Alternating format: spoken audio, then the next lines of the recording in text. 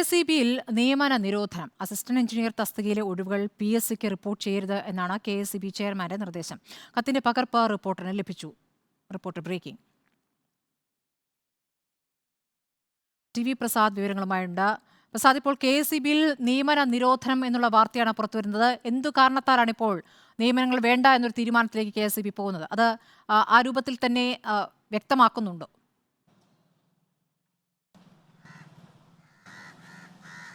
സ്മൃതി, ആ രീതിയിൽ തന്നെയാണ് KSEB ഇത് വ്യക്തമാക്കുന്നത്. അതായത് KSEBയിൽ പുനഃസംഘടന നടക്കുകയാണ്. പുനഃസംഘടന നടക്കുന്ന ഘട്ടമായതുകൊണ്ട് തന്നെ 30,321 എന്ന ജീവനക്കാരുടെ എണ്ണം കൂട്ടാൻ പാടില്ല എന്ന് വൈദ്യുതി റെഗുലേറ്ററി കമ്മീഷൻ നേരത്തെ തന്നെ പറഞ്ഞതാണ് എന്ന് പറഞ്ഞുകൊണ്ടാണ് ഇനിയുള്ള അസിസ്റ്റന്റ് എഞ്ചിനീയർമാരുടെ നിയമനങ്ങൾ PSCക്ക് റിപ്പോർട്ട് ചെയ്യരുത് എന്ന തീരുമാനം KSEBയുടെ ഭാഗത്തുനിന്ന് ഉണ്ടാകുന്നത്.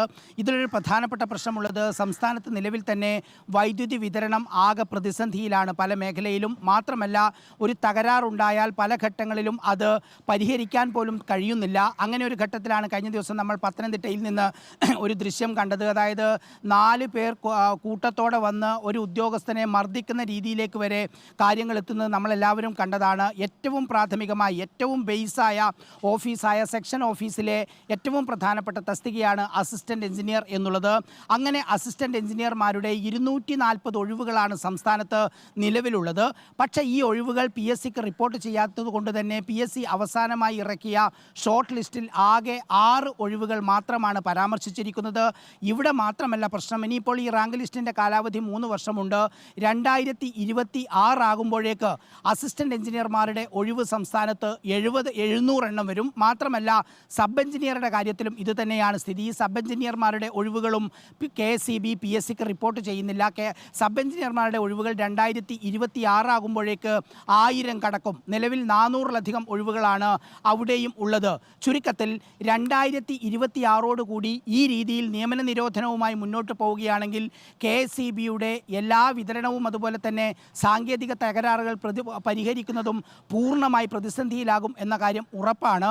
ആ LDFൻ്റെ പ്രഖ്യാപിത നിലപാടിന് എതിരാണ് KSEBയുടെ ഈ തീരുമാനം എന്നുള്ളത്. ആത്യന്തികമായി KSEB വിശദീകരിക്കുന്നത് ചെലവ് ചുരുക്കൽ നടപടിയുടെ ഭാഗമായാണ് എന്നുള്ളതാണ്. അങ്ങനെ പറയുമ്പോഴും 30,321 ജീവനക്കാരുടെ എണ്ണം കൂടരുത് എന്നും പറയുന്നു. പക്ഷേ നിലവിലുള്ള KSEBയിലെ സ്ട്രെങ്ത് എന്ന് പറയുന്നത് 27,000 മാത്രമാണ്. നിലവിലെ സാഹചര്യത്തിൽ തന്നെ 3,000-ലധികം ജീവനക്കാരെ നിയമിക്കാൻ റെഗുലേറ്ററി ബോർഡിൻ്റെ നിർദ്ദേശപ്രകാരം തന്നെ കഴിയും എന്നിരിക്കെയാണ് PSCക്ക് റിപ്പോർട്ട് ചെയ്യാതെ നിയമന നിരോധനം നടപ്പാക്കുന്നത്.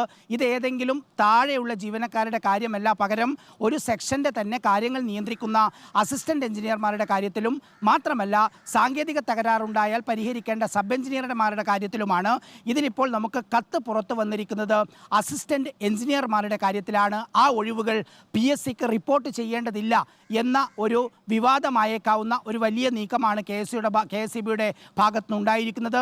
CITU അടക്കമുള്ള സംഘടനകൾ ഇതിനകം തന്നെ മുഖ്യമന്ത്രിക്കും അതുപോലെ തന്നെ മറ്റ് വൈദ്യുതി മന്ത്രിക്കും ഉൾപ്പെടെയുള്ളവർക്ക് കത്ത് കൊടുത്തിരുന്നു. പക്ഷേ അതിലൊരു ഫലവും കാണുന്നില്ല. അതിനിടയിലാണ് ഈ കത്ത് പുറത്തേക്ക് വരുന്നതും. സ്മൃതി, പ്രസാദ്, ഇക്കാര്യത്തിൽ പ്രതികരണങ്ങൾ എങ്ങനെയാണ് വരുന്നത്? KSEB അധികൃതർ ഇക്കാര്യത്തിൽ പ്രസാദ് സ്വാഭാവികമായിട്ടും അവരുടെ നിലപാട് തേടിയിരിക്കുമല്ലോ. എന്താണ് അവർ വിശദീകരിക്കാൻ ശ്രമിക്കുന്നത്? KSEB വിശദീകരിക്കാൻ ശ്രമിക്കുന്നത് ഞാൻ നേരത്തെ പറഞ്ഞതുപോലെ പുനഃസംഘടന നടക്കുന്നു എന്ന കാരണം പറഞ്ഞാണ്. പക്ഷേ KSEBയുടെ പുനഃസംഘടന നടക്കുമ്പോൾ പോലും വൈദ്യുതി വിതരണം ഒരിക്കലും താറുമാറാകാൻ പാടില്ല. വൈദ്യുതി വിതരണ രംഗത്തെ തകരാറുകൾ അത് പരിഹരിക്കാതെ മുന്നോട്ട് പോകാനും കഴിയില്ല. ഇവരുടെ വിശദീകരണം ഇതാണ്. ഞാൻ നേരത്തെ പറഞ്ഞതുപോലെ സാങ്ഷൻഡ് സ്ട്രെങ്ത്, അതായത് അനുവദിക്കപ്പെട്ട ജീവനക്കാരുടെ എണ്ണം 30,321 കൂടാൻ പാടില്ല എന്ന റെഗുലേറ്ററി കമ്മീഷണറുടെ നിർദ്ദേശമുണ്ട് എന്നാണ് KSEB വിശദീകരിക്കുന്നത്. പക്ഷേ നിലവിലെ സാഹചര്യത്തിൽ ഇപ്പോൾ റിട്ടയർമെൻ്റായി പോയ ആളുകൾ ഉൾപ്പെടെ ഈ വരാനിരിക്കുന്ന മെയ് മാസത്തെ കണക്കെടുത്താൽ 27,000 ജീവനക്കാർ മാത്രമാണ് ഉള്ളത്.